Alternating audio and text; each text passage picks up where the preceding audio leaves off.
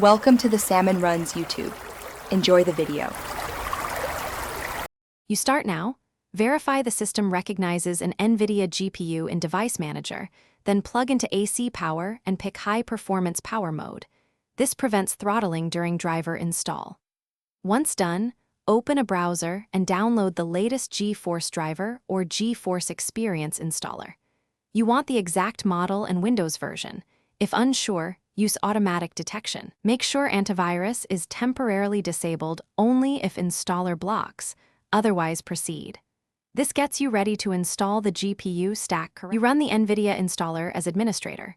Choose Custom Install and check Clean Install to remove old driver remnants. This prevents conflicts.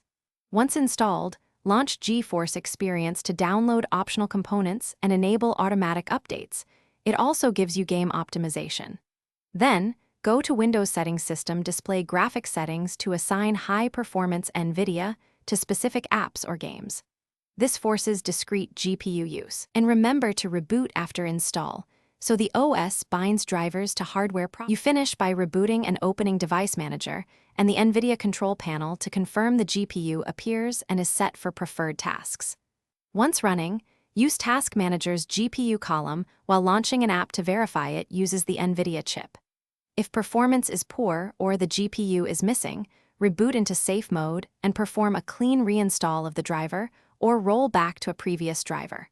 Also, make sure BIOS hybrid graphics isn't limiting the discrete GPU. That single tip solves many problems. Thanks for watching. Consider subscribing if we helped you.